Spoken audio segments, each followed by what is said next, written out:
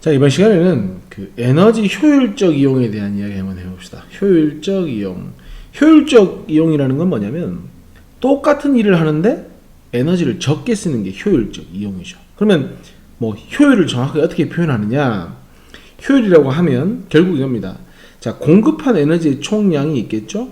그 공급한 에너지 총량 중에 유용하게 사용된 에너지 양, 그러니까 실제로 일하는데 사용된 양이라고 보시면 되죠. 예를 들어서 만약에 자, 전등을 킨다. 그러면 전등을 킨다는 건 이 전등을 켜서 빛 에너지를 내는 데 쓴 에너지가 유용한 에너지가 되는 거죠. 그러니까 한 100줄 에너지 줬는데 빛은 30만 나왔다. 그러면 내가 100줄의 에너지를 공급했는데 빛 에너지를 내는데 30만 썼다. 이게 바로 공급된 에너지 중에 30만 사용했으니까 곱하기 100을 해서 사실상 에너지 효율은 30%가 되는 겁니다. 그러니까 우리는 결국 어떻게 하면 이 에너지 효율을 높일 수 있을까를 생각을 해봐야 되는 겁니다.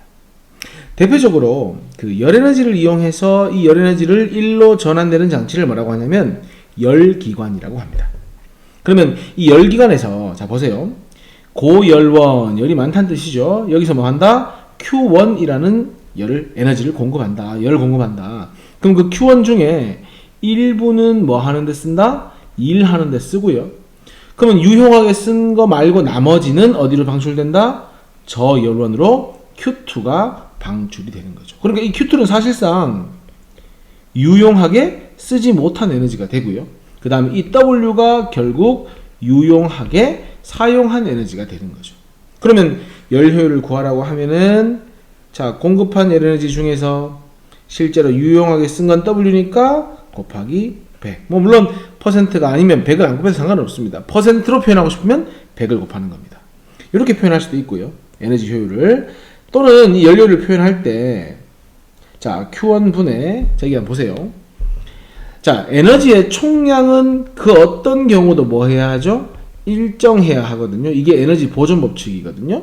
그러니까 Q1을 공급했고 그 중에 W만큼 1하고 저 열원으로 Q2만큼 빠져나가니까 이 두 값은 같아야죠. 공급된 열과 일의 양하고 저 열원으로 빠져나간 걸 더한 값이 같아야 되는 거죠. 그러니까 W를 어떻게 표현할 수 있습니까? Q1에서 Q2를 뺀 값으로 표현할 수 있죠. 따라서 W 대신에 Q1 마이너스 Q2 곱하기 100을 할 수도 있는 겁니다. 조금만 더 변형을 하면 Q1분의 Q1은 1이죠. 그러니까 1 마이너스 Q1분의 Q2 곱하기 100 이렇게 하셔도 뭐는 나온다? 열 효율은 나온다. 기본적으로 정리를 하시면 됩니다. 어쨌건 중요한 건 뭐다? 열 효율을 높이는 게 목적이고 그러면 일정한 양을 공급했을 때 어쨌든 일을 최대한 많이 하는 게 열 효율이 좋다. 이거 기억하시면 되는 겁니다. 자, 그럼 에너지 절약과 효율적 이용이라고 되어 있는데 그러면 뭐 에너지 어차피 순환하고 그 다음에 총량은 변하지 않는데 왜 절약해야 하느냐? 중요한 건 이겁니다. 에너지를 쓰다 보면 전환되는 과정의 끝에 보면 다시 사용하기 어려운 일반적 열 에너지가 많죠. 열 에너지 형태로 전환되는 게 일반적입니다. 그러니까 다시 사용할 수 없으니까 총량은 바뀌지 않을지 모르지만 우리가 사용 가능한 에너지량이 줄게 되는 거죠. 그래서 사용 가능한 에너지는 점차 줄어간다라고 하고 있고 여러 가지 환경 문제도 발생하니까 에너지 사용을 좀 줄이는 게 좋겠죠. 뭐 그렇다고 우리가 에너지를 쓰지 않을 수는 없으니까 결국 이겁니다. 같은 양의 일을 할 때 같은 일을 함에 있어서 이 같은 일을 하는데 어쨌든 에너지의 소비를 뭐 해야 됩니까? 줄여야 되는 거 맞죠? 같은 일을 하는데 에너지 소비를 줄인다는 게 결국 뭐를 높인다는 이야기냐면 효율을 높인다는 이야기가 되는 겁니다. 그래서 앞에서 배웠던 에너지 효율을 어떻게든 높여서 뭐 한다? 에너지를 작게 소비하자. 이렇게 되는 겁니다. 그리고 그 에너지를 효율성을 높이는 것이 첫 번째가 하이브리드 자동차. 아이디어는 이렇습니다. 엔진에서 에너지를 만들어서 바퀴를 구동하죠. 그리고 열 에너지로 빠져나가죠. 그 빠져나가야 하는 에너지를 조금 더 우리가 다시 어떻게 되돌릴 수 없냐 아니면 필요 없는 에너지를 되돌릴 수 없냐 생각했을 때 이 운영 중 별해진 열 에너지를 이용해 가지고 이 하이브리드 자동차는요 우리가 흔히 알고 있는 엔진이죠. 거기에다가 전기 모터가 같이 들어가 있는 겁니다. 그래서 두 개를 혼합했다고 해서 하이브리드라고 하는 거거든요. 그러니까 버려지는 열 에너지를 충전을 통해서 다시 전기 에너지로 전환을 했다가 필요할 때 쓸 수 있으니까 효율이 높아지는 거죠. 에너지 제로 하우스는 이름 보면 알겠지만 에너지 제로, 에너지 사용량을 줄이겠다는 뜻이죠. 단열이 잘 되는 자재를 사용해 가지고 외부로 새어나가는 열을 차단할 수 있다면 난방이나 이런 거에 있어서 에너지를 줄일 수가 있겠죠. 그리고 사실 옛날 백열등 같은 거 있잖아요. 그런 거는 열이 굉장히 많이 나거든요. 이렇게 백열등 같은 경우에. 그래서 이런 거는 열이 많이 나니까 사실은 효율이 굉장히 떨어집니다. 그래서 요즘 효율이 좋은 건 LED 전구입니다. LED 전구. 실제로 LED 전구는 백열등에 비해서 열 방출량이 훨씬 적습니다. 무슨 뜻이죠? 효율이 높다는 뜻입니다. 그래서 이런 것들을 통해 가지고 뭐 할 수 있다? 에너지를 효율적으로 쓸 수 있다. 이렇게 보시면 되는 겁니다. 문제 한번 풀어봅시다. 고체나 액체를 연소시키거나 기체에 열을 가하면 부피가 팽창한다. 이와 같은 기체 열 팽창, 결국 열을 통해 가지고 열 팽창시켜서 일을 한다는 거니까 이걸 우리는 뭐라고 한다? 열의 에너지를 뭘로 바꾼다? 일로 바꾸는 장치. 이거를 열기관이라고 한다. 이렇게 보시면 되고요. 열효율에 대한 설명을 옳은 것만을 보기 위해서 인대로 고른 것은 열기관이 열에너지를 효율적으로 이용하는 정도 맞습니다. 공급된 열에너지 중에서 방출된 열에너지 비율 틀렸습니다. 방출된 열에너지 비율이 아니고요. 유용하게 쓴 에너지, 유용하게 사용된 에너지 양, 이게 결국은 뭐 한 겁니까? 일의 양을 말하는 건데 어쨌든 그걸 의미하는 겁니다. 열효율은요 항상 100%보다 작다. 이거 맞는 말입니다. 고열원이 있고요. 그 다음에 저열원이 있으면 항상 에너지라는 건 방향성이 있기 때문에 고열원에서 저열원으로 항상 에너지가 이동을 해야 됩니다. 이게 뭐 연력학제 2법칙인데 어쨌건 만약에 효율이 100%가 돼버리면 고열원에서 공급한 걸 고스란히 일하는데 100% 다 썼기 때문에 그렇게 되면 저열원 Q2가 제로가 돼야지 효율이 100%가 되거든요. 이 Q2가 절대로 제로가 될 수 없습니다. 고열원에서 저열원으로 에너지가 공급이 돼야 되거든요. 그래서 무조건입니다. 아무리 효율이 좋아도 100%가 될 수는 없다. 100%보다 작다는 맞는 말입니다. 답은 4번입니다. 그림과 같이 열기관에서 공급된 Q1, 방출된 Q2, 그러면 에너지 보존 법칙에 의해 Q1은 빠져나간 에너지와 유용하게 사용된 일량의 합과 같다. 요 식이 성립을 해야 되죠. 효율을 구하라고 하면 제일 쉬운 건 Q1분의 W 하면 되죠. 근데 W 대신에 Q1분의 Q1-Q2를 쓸 수가 있고요. 요게 1이고요. 빼기 Q1분의 Q2니까 1-Q1분의 Q2. 2번도 답이 될 수 있죠. 그래서 답은 2번입니다. 자, 그림은 온도가 높은 고열원 1500줄이고요. 이게 이제 방금 말했던 Q1이죠. 이게 Q1 공급된 에너지. 그 중에 자 유용하게 사용하지 못하고 빠져나간 Q2가 900이라는 얘기죠. 에너지 보존 법칙, 연력학제 1법칙에 의해서 이게 이제 600줄이 되는 겁니다. 그래야 600 더하기 900을 하면 1500이 나오거든요. 그래서 W는 600줄 맞고요. 효율은 1500줄을 공급했는데 그 중에 유용하게 600줄만 일을 했다. 곱하기 100 하면 되겠죠. 됩니까? 그러면은 3분의 2입니까? 그럼 얼마쯤 됩니까? 보자. 3이 5분의 0.4니까 40%가 돼야 되겠네요. 그래서 틀렸습니다. Q1이 일정할 때 W가 작다는 건 똑같은 양의 열을 공급했는데 W가 작다. 유용하게 쓴 것보다 빠져나간 게 더 많다는 뜻이기 때문에 효율은 낮다가 되죠. 답은 기억입니다. 실제로 열 효율이라는 건 에너지 효율은 Q1분의 W인데 Q1이 일정한데 이 W가 작아지면 에너지 효율도 감소한 게 맞죠. 답은 기억만 정답입니다. 에너지 효율이 30%라는 얘기는 무슨 뜻이죠? 공급된 에너지 중에 30%만 일을 한다. 유용하게 쓴다는 뜻이니까 전기 제품에 사용할 수 없는 에너지. 자 보세요. 100줄을 공급했다. 그 중에 유용하게 쓴 게 X라고 하면 곱하기 100 하면 30이니까 사실상 100줄 중에 일하는데 유용하게 사용한 건 30줄이죠. 그러면 최종적인 답은 100줄 중에서 유용하게 쓴 30줄을 뺀 나머지 70줄이 뭐 하는 겁니까? 열기관에서 Q2처럼 버려진 에너지, 유용하게 사용할 수 없는 에너지가 되는 거죠. 답은 70줄입니다. 6번입니다. 에너지 효율이 높다라는 건 어떤 의미로 해석할 수 있느냐? 가장 잘 해석한 걸 찾아봐라. 에너지 효율이 높다는 건요, 결국 필요한, 그러니까 유용하다고 할 수도 있겠고요.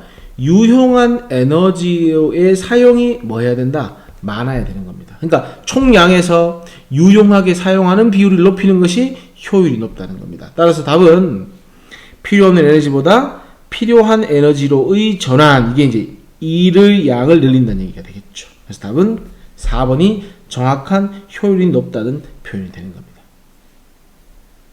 7번. 엔진에서는 석유와 같은 화석연료 사용한다. 맞죠? 엔진에서 연료가 연소할 때 CO2도 나오고 여러가지 오염물질 나오죠.